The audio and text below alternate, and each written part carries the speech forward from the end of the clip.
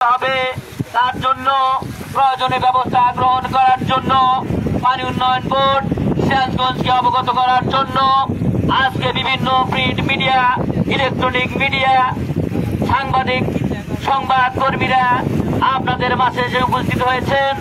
আপনাদের দুঃখ দুর্দশা তুলে ধরবেন।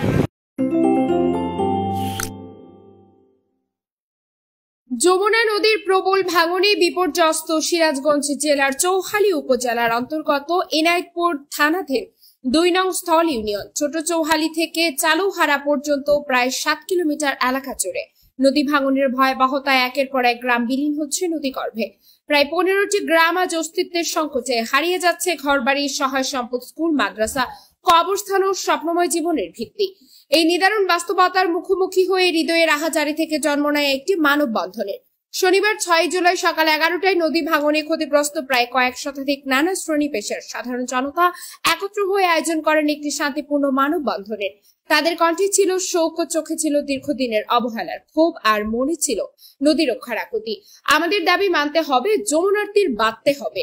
মানববন্ধনে উপস্থিত ছিলেন ২ নং স্থল ইউনিয়ন বিএনপির সাবেক সিনিয়র যুগ্ম আহ্বায়ক জাকির হোসেন ব্যাপারী, সাবেক যুগ্ম আহ্বায়ক হাসান আলী মেম্বার, ইউনিয়ন তাঁতি দলের সভাপতি সন্তেশ আলী ব্যাপার, ছাত্র জনতার রাজ আহমেদ, ইউপি সদস্য সালমা জাহান শিল্পী, রাকিবুল ইসলাম বাচ্চু, নূর আলম, বেলাল খান প্রমুখ। ধন্যবাদ। আমাদের এই নদী ভাঙন কবলিত এলাকা বড় চৌহালি থেকে দক্ষিণ দিকে চালুহারা পর্যন্ত প্রায় ৭.৫ কিলোমিটার রাস্তা নদীতে ভেঙে বিলীন হয়ে গেছে। তাই আমরা অন্তর্বর্তীকালীন সরকারের কাছে কড়াজোড়ো দৃষ্টি আকর্ষণ করে জোর দাবি জানাচ্ছি যে আমাদের এই নদী ভাঙ্গা কবলিত এলাকার জন্য জিও ব্যাগ অথবা বাঁধ খুব দ্রুতই নির্মাণ করা হোক। এটাই আমাদের এই অন্তর্বর্তীকালীন সরকারের কাছে দাবি। এবং আমাদের এই ২ নং স্থল ইউনিয়নের এই নদী ভাঙন কবলিত এলাকায় ৩টি প্রাইমারি স্কুল অলরেডি নদীতে বিলীন হয়ে গেছে। তাদের এই ছাত্রছাত্রীরা কোথায় এখন লেখাপড়া করবে তার নির্দিষ্ট কোনো থাকার মতো এখনও বাড়িঘর করা হয়নি। তাই আমাদের অন্তর্বর্তীকালীন সরকারের কাছে একটাই অনুরোধ যে অতি দ্রুত আমাদেরকে এই নদীতে বাঁধ জিও ব্যাগ দিয়ে আমাদের অতি শীঘ্রই বাঁধ দেওয়া হোক। এটাই আমাদের জোর দাবি।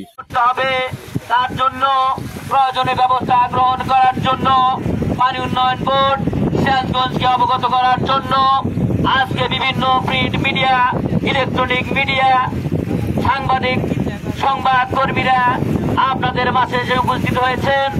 আপনাদের দুঃখ দুর্দশা তুলে ধরবেন, আমাদের লাইভ চ্যানেলে দেখাবেন, এনটিভি অনলাইন আপনাদেরকে সম্প্রচার করবেন। আপনাদেরকে বাংলা ভয়েস থেকে সম্প্রচার করে দেখানো হবে। বক্তারা বলেন, আমরা কেবল জমি হারাইনি, আমরা আমাদের শেকড় হারাচ্ছি। যমুনার ভাঙনে শুধু মাটি নয়, মানুষ হারিয়ে যাচ্ছে। বছরের পর বছর ধরে এই নদী আমাদের জীবন কেড়ে নিচ্ছে, অথচ রাষ্ট্রের নীরবতা আজ আমাদের চোখের জলে ভাসছে। তারা আরো বলেন, নদী ভাঙনের কারণে শত শত পরিবার বারবার গৃহহীন হচ্ছে, ছেলেমেয়েরা শিক্ষা হারাচ্ছে, কৃষক তার মাঠ হারাচ্ছে, বৃদ্ধা মা হারাচ্ছেন শেষ আশ্রয়। মানববন্ধনে অংশগ্রহণকারীদের দাবি অবিলম্বে স্থায়ী তীররক্ষা বাঁধ নির্মাণ, নদী শাসন ও জরুরি প্রকল্প গ্রহণ করতে হবে। তারা জানান, এই ভাঙন রোধ না হলে আগামী কয়েক বছরের মধ্যে স্থল ইউনিয়নের মানচিত্র থেকে মুছে যাবে একাধিক গ্রাম। এই মানববন্ধন ছিল কেবল একটি কর্মসূচি নয়, এ ছিল এক ব্যথাতুর জনপদের বিলুপ্তির বিরুদ্ধে শেষ হাহাকার। একটি জাতির চেতনার কাছে রাষ্ট্রকে এই কান্নার জবাব দেবে। তথ্যচিত্র প্রতিবেদক সাত্তার আব্বাসী, সিরাজগঞ্জ প্রতিনিধি। আতিয়া ফিফা, বাংলাদেশ নিউজ টুডে।